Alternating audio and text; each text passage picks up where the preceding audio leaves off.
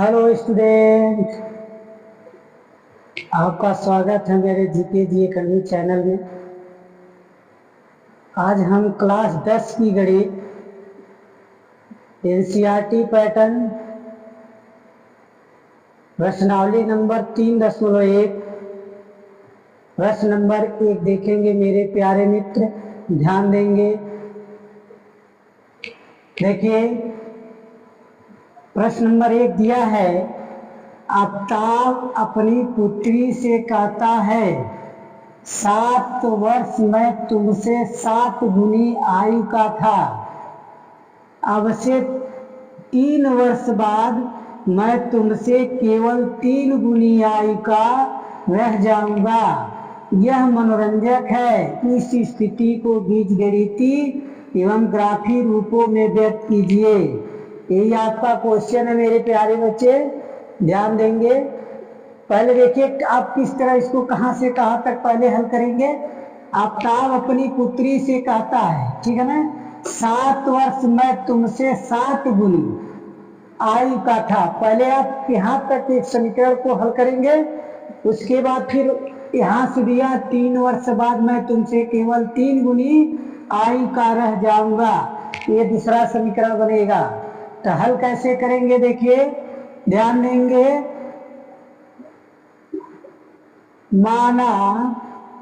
माना कि आफ्ताब का वर्तमान आयु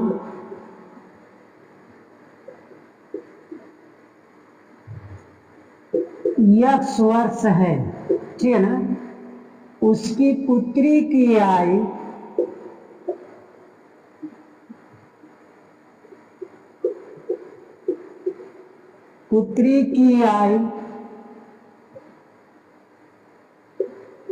पुत्री की वर्तमान आयु y वर्ष है, ठीक है ना। इतना समझ आ गया मेरे प्यारे बच्चे। इसके बाद आपको क्या लिखना है, फिर कह रहा कि 7 वर्ष मैं तुमसे 7 गुनी हूं, मतलब 7 वर्ष बाद, यानी 7 वर्ष मैं तुमसे 7 गुनी का था, मतलब 7 वर्ष पहले, तो मतलब 7 वर्ष पूर्व। तो यहां लिखेंगे 7 वर्ष पूर्व मैं 7 वर्ष पूर्व आफ्ताब की आयु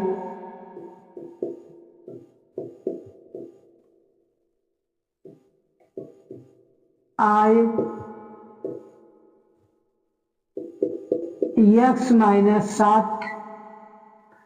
7 वर्ष पूर्व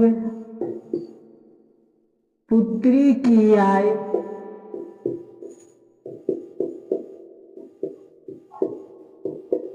y माइनस 7, ठीक है ना।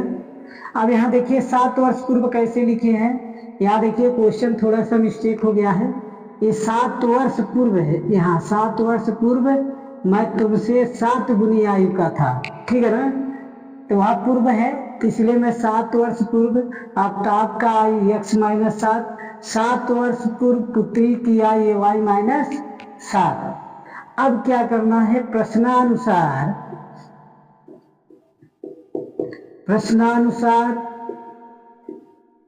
अब क्या करेंगे, x माइनस 7 बराबर y माइनस 7, ठीक है ना।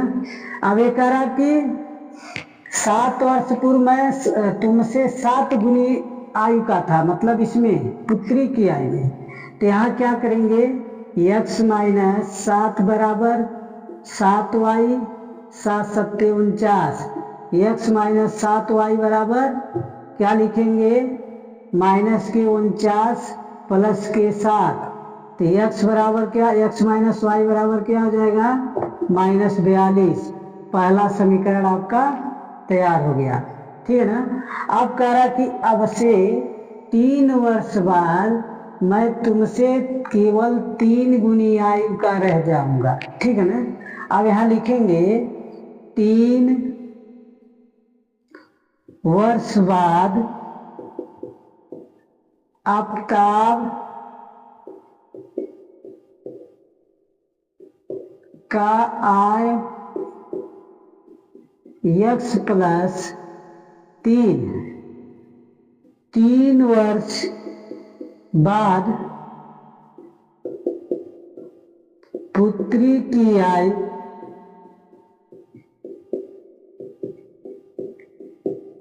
y plus 3। ठीक है ना। अब प्रश्नानुसार लिखेंगे। प्रश्नानुसार x प्लस 3 बराबर y प्लस 3। इसमें कहा था 3 गुनी आय, मतलब पुत्री की आय में ही 3 गुना करना है। कोई दिक्कत है इतना? आप समझ गए। अब इसके बाद मेरे प्यारे बच्चे देखिए क्या लिखेंगे। अब लिखेंगे x प्लस 3 बराबर 3 या y प्लस 3। ठीक है ना। तो x प्लस 3 बराबर 3y plus 3 Trika 9। x minus 3y बराबर का लिखेंगे 9 माइनस 3। तो x माइनस 3y बराबर का लिखेंगे 6। ये आपका दूसरा समीकरण भी तैयार हो गया। अब समीकरण पहला दूसरा यानी समीकरण पहला को लेके आपको हल करना है। तो यहाँ लिखेंगे समीकरण नंबर 1 क्या दिया है, x माइनस 7y। तो यहाँ लिखेंगे x माइनस 7y बराबर माइनस 42।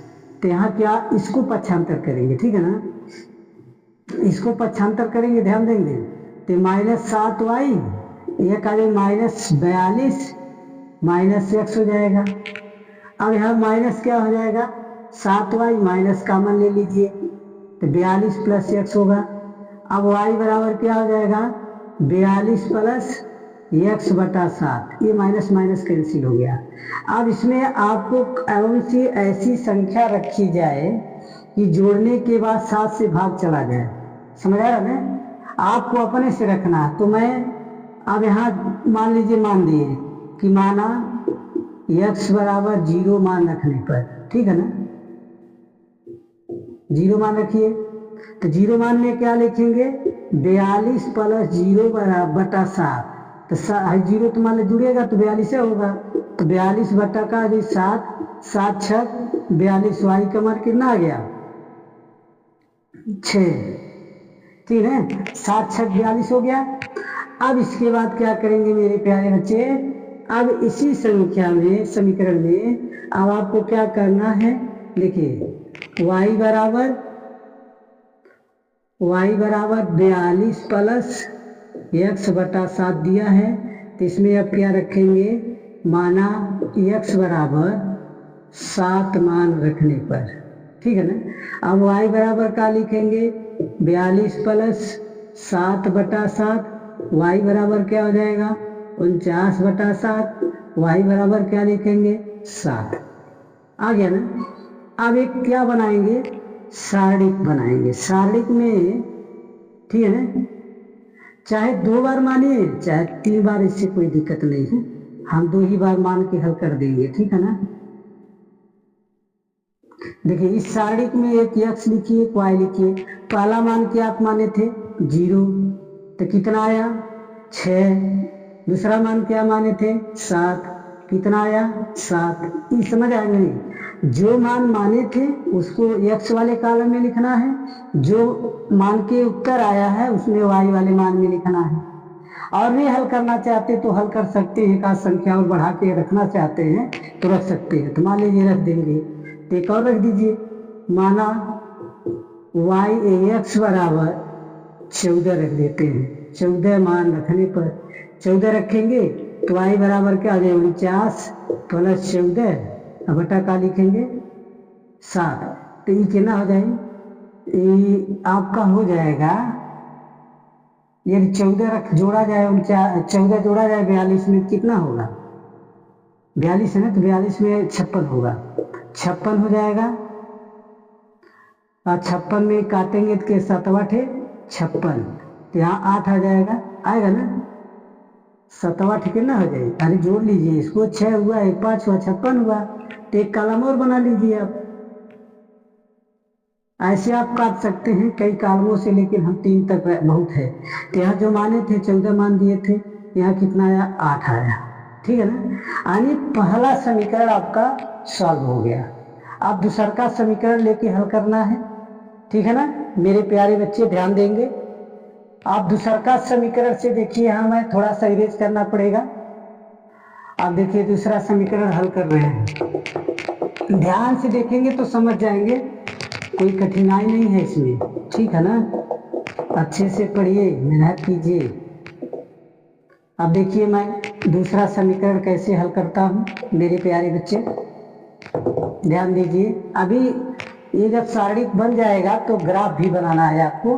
तो दूसरा समीकरण मैं लेके हल करने जा रहा हूँ, समीकरण नंबर 2। समीकरण नंबर 2 में क्या है? समीकरण नंबर 2 आपका है x माइनस 3y बराबर 6। समीकरण आपका 2 हो गया। तो इसमें माइनस के 3y बराबर का लिखेंगे 6, ठीक है ना, माइनस x लिखेंगे। अब यहाँ 3 क्या हो जाएगा, माइनस के 3y बराबर, माइनस कॉमन लेंगे तो 6 प्लस x बटा का हो जाएगा, x हो जाएगा। अब हम माइनस माइनस काट देंगे तो y बराबर 6 प्लस क्या हो जाएगा, x बटा 3 हो जाएगा। वही मान इसमें भी मानना पड़ेगा आपको। तो पहला मान क्या मानेंगे, पहला मान आप मान लीजिए, माना x बराबर 3 मान रखने पर, ठीक है ना, 3 मान रखिए। देखिए y बराबर 6 धन 3 बटा 3, तेकर मान कितना 9 बटा 3, तेकर मान कितना 3। ये बार और मानिए, माना x बराबर आप 6 रखिए, मानिए 6 रख दीजिए। 6 रखेंगे तो 6 मान रखने पर आपका कितनी संख्या प्राप्त होगी, देखिए y प्लस 6 बटा 3 बराबर कितना हो जाएगा 12, 12 बटा 3 होगा तो 3 चौ 12 कट गया। आप एक बार और रख दीजिए, क्योंकि इसमें 3 मान रखे थे ना, तो इसमें भी आप 3 मान रख दीजिए। x बराबर, अब मान लीजिए 9 रखा जाए तो 9 भी, हाँ 9 रख दीजिए, 9 मान रखने पर, ठीक है ना, 9 मान रखिए। तो यहाँ क्या लिखेंगे, y बराबर 6 धन 9 बटा 3, तो क्या हो जाएगा 15, 15 बटा 3, 3 एक कम 3, 3 बचे 15। आ गया ना, कोई दिक्कत है किसी को, नहीं ना। अब इसका सारणी देखिए यहाँ बना दे रहे हैं। सारणी का आप जैसे वहाँ बनाए हैं ऐसे यहाँ भी आपको सारणी बनाना पड़ेगा। अब 3 बार देखिए, 3 बार हम माने थे, 3 बार सारणी को बना दिए। एक में लिखे x में, एक लिखे y। तो पहला मान क्या माने थे 3, कितना प्रारंभ हुआ 3। दूसरा मान क्या माने थे 6, कितना प्रारंभ हुआ 4। इसमें कितना माने थे 9, कितना प्रारंभ हुआ 5। समझ आ गया, कोई दिक्कत है इसमें, कोई दिक्कत नहीं ना किसी को। चलिए अब इसका ग्राफ मेरे प्यारे बच्चे देखिए, ग्राफ कैसे बनेगा। देखिए आप सारे समीकरण को आप कहीं भी नोट कर सकते हैं कॉपी में, और नहीं नोट करते तब भी इसको अच्छे से वीडियो देखिए, समझ आ जाएगा। आप देखिए मैं इरेज कर रहा हूँ, आप इरेज करके ग्राफ को आपको बताएंगे, खाली सारणी का आपको छोड़ दे रहे हैं, बाकी सारा चीज डिलीट इरेज कर दे रहे हैं। अब आपको ग्राफ बताएंगे कैसे हल होगा ग्राफ। अच्छे से मेहनत कीजिए, ऐसे नहीं होगा, मेहनत करिए, मेहनत। जब तक मेहनत नहीं करते हैं तब तक देखिए कोई भी पढ़ाई में आनंद नहीं उठा पाएगा। पढ़िए, मेहनत कीजिए, एकदम अच्छे से मेहनत कीजिए, ठीक है ना। देखिए मैं सारणी नहीं मिटाया हूँ, सारणी की यदि मान लीजिए हम मिटाई दे रहा हूँ, यहाँ सारणी दोनों लिख दे रहा हूँ, एक तरफ कर दे रहा हूँ। ये दूसरे समीकरण का सारणी है, अब पहले समीकरण का ऊपर लिख दे रहा हूँ। देखो यहाँ पर लिख दे रहा हूँ, चलो यहाँ लिख देंगे तो ग्राफ बनाने में दिक्कत नहीं होगी। पहला समीकरण में देखो क्या आया था, 0 आया था, 6 आया था, 7 आया था, 7 आया था, 14 आया है, फिर कितना आया 8। ये पहले समीकरण का सारणी है, पहला समीकरण, ठीक है ना। अब दूसरे समीकरण में आपका क्या आया था, 3 आया था, 6 आया था, 9 आया था। अब दूसरे के में क्या आया था, 3 आया था, 4 आया था, 5 आया था। ये दूसर के समीकरण का सारणिक है मेरे प्यारे बच्चे। ध्यान दीजिए, अच्छे से देखिए, पढ़ाई कीजिए, मेहनत कीजिए, तब आपका पढ़ाई का आनंद उठा पाएंगे। नहीं मेहनत करेंगे तो नहीं उठा पाएंगे आनंद। देखिए ग्राफ आपको अधिकतम, अब ग्राफ कैसे बनेगा आपको भी डाउट होगा कि ग्राफ अब कहाँ से कहाँ तक, अधिकतम संख्या मेरी कहाँ तक है, 14 तक है, तो 14 तक हमें क्या करना है, एक ग्राफ खींचना है, ठीक ना। ग्राफ देखिए तिरछा नहीं है, मान ली ग्राफ पेपर से खींचेंगे तो बढ़िया रहेगा। अब 14 तक देखिए, ये आपका क्या हुआ, y है, ये y डैश हो जाएगा, ये x अक्ष है तो ये x डैश हो जाएगा, ठीक है ना। अब यहाँ जीरो बिंदु है तो 1 2 3 4 5 6 7 8 9 10 11 12, अभी और जाएगा 13 14, हम चाहे जितना तक बना सकते हैं उसी में, मतलब 14 तक हमको खींचना है। 1 2 3 4 5 6 7 8 9 10 11 12 13 14, ठीक है ना। अब ऊपर जाएंगे 14 तक, 1 2 3 4 5 6 7 8 9 10 11 12 13 1 14, ठीक है ना। 14 तक हम ग्राफ खींच दिए, 14 13 12 11 10 9 8 7 6 5 4 3 2 1। अब इधर भी खींच उतना बना सकते हैं, लेकिन हम क्यों नहीं बनाए हैं, क्योंकि कोई ऋणात्मक संख्या में नहीं आया है, समझ आ रहा है ना, इसलिए हम नहीं बनाए। अब देखिए पहला 0 से प्रारंभ होकर के किस पे जा रहा था, 6 पर, ठीक है। उसके बाद 7 से प्रारंभ होकर के किस पे जा रहा है, ध्यान दीजिए, यही 7 है, इसी के सामने,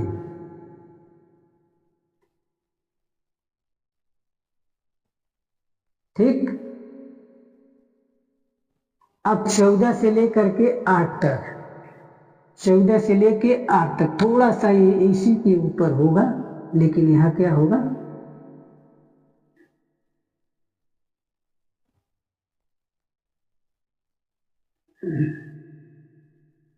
ठीक है। ये देखिए 7 पे है, ये 8 पर यहाँ थोड़ा सा नीचे होगा, ऊपर का मतलब हो गया ग्राफ खींचा गया। अब इस ग्राफ को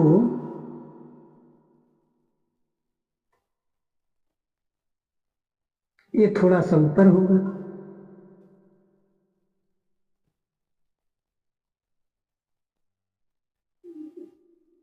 ठीक है ना। अब 8 है, देखिए 7 इस पे आएगा और 8 इस पे आएगा, ठीक है ना। अब ऐसे ग्राफ को मिलान कर देंगे, ठीक है। अब यहाँ क्या लिखे थे, 0,6, यहाँ क्या था 7,7, यहाँ क्या था 14,8, समझ आ गया। अब दूसरा में देखेंगे, दूसरे समीकरण में x के स्थान पर क्या है, 3 से प्रारंभ होकर के मेरी संख्याएं 3 पर जा रही है, 6 से प्रारंभ होकर 4 पर जा रही है, 6 से प्रारंभ होकर देखिए 6 है, ये 4 है। अब देखिए 5 से प्रारंभ होकर 9 पर जा रही है, ध्यान दीजिए 9 से प्रारंभ होकर 5 पे जा रही है, थोड़ा सा 9 से प्रारंभ होकर थोड़ा सा 5 पे जा रही है, देखिए 5 है, ये 4 है, ये 3 है, ठीक है ना। अब ये ग्राफ को आप इस तरह काट सकते हैं, ठीक है ना। यहाँ 3,3, यहाँ क्या लिखेंगे 6,4, यहाँ क्या लिखेंगे 9, 5। यही मेरा सवाल है मेरे प्यारे बच्चे। इस तरह एक सवाल को इस तरह हल करना था। कोई दिक्कत है? यदि दिक्कत हो तो कमेंट जरूर कीजिएगा, और उम्मीद करते हैं कि आप लोग मेरे इस सवाल को आप लोग समझ गए होंगे। तो मेरे वीडियो को लाइक, सब्सक्राइब, शेयर, कमेंट जरूर कीजिए। धन्यवाद।